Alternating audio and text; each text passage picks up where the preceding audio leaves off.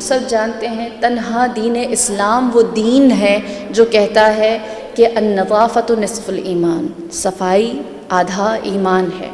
میں اور آپ اس لحاظ سے اس روایت سے زیادہ قریب ہو جاتے ہیں کیونکہ ہم پنجتن کے ماننے والے ہیں، اور اللہ نے پنجتن کو اختصاص کیا دیا ہے، ان کو اللہ نے کیا امتیاز دیا ہے، ان کی فضیلت کیا ہے۔ وہ آیت جو میں اور آپ بارہا ان کی فضیلت میں پڑھتے ہیں، جب چادر قصہ کے نیچے آئے تو اللہ نے کیا کہا، انما یرید اللہ لیذہب عنکم الرجس اہل البیت ویطہرکم تطہیرا۔ نماز پڑھنے سے پہلے آپ سے بھی کہا جاتا ہے ہر ناپاکی دور کر دو، وضو کرو، پاک ہو جاؤ، صاف ہو جاؤ۔ اور اسی لیے وضو میں ہے کہ اپنے دہن میں پانی ڈالو، کلی کرو۔ رسول اللہ ہر نماز سے پہلے مسواک فرماتے تھے، اور آپ جانتے ہیں کچھ افراد ایسے تھے جو مسواک نہیں کرتے تھے، تو رسول اللہ نے ان سے حیران ہو کر پوچھا اور کہا میرے امتی ہو اور اپنے دانت صاف نہیں کرتے۔ حیرت ہوئی تھی رسول اللہ کو، صفائی کتنی زیادہ گراں قدر ہے۔ اور دوسری جگہ امام جعفر صادق علیہ الصلوۃ والسلام فرماتے ہیں، اللہم صلی اللہ علیہ،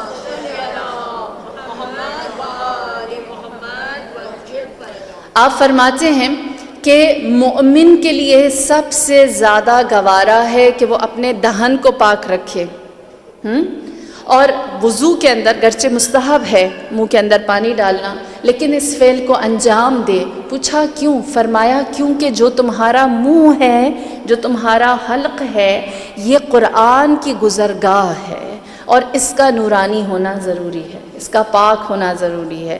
اور پھر جب وضو انسان کر لیتا ہے، میں ایک بات مختصر سی بتاتی چلوں کہ ہمیں اسلام عبادت سے پہلے، آپ کوئی بھی بڑا دن اٹھا لیں، ہر بڑے دن کی جب بڑے دن کے اعمال دیکھتے ہیں تو اعمال میں سب سے ایک چیز جو کامن ہے اور ہر دن ہوتی ہے وہ ہے غسل، پاک رہنا ہے، صاف رہنا ہے، اس میں کوئی شک نہیں۔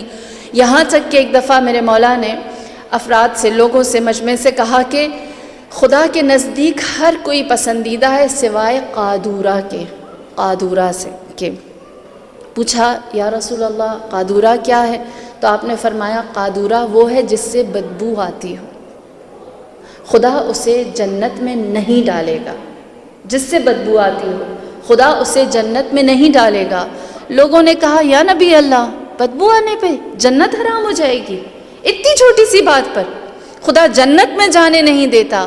کیا میرے نبی نے جواب دیا؟ دیکھیے کیا ہمیں سوچنے کے لیے انداز بتایا جاتا ہے۔ فرمایا اس لیے نہیں کہ اس کے بدن سے بدبو آتی، اس لیے کیونکہ اس کی بدبو کی وجہ سے دوسروں کو تکلیف ہوتی ہے، کیونکہ دوسرے تکلیف اٹھاتے ہیں، اس لیے اسے قادورہ کہا گیا کہ وہ دوسروں کی تکلیف کا باعث ہے۔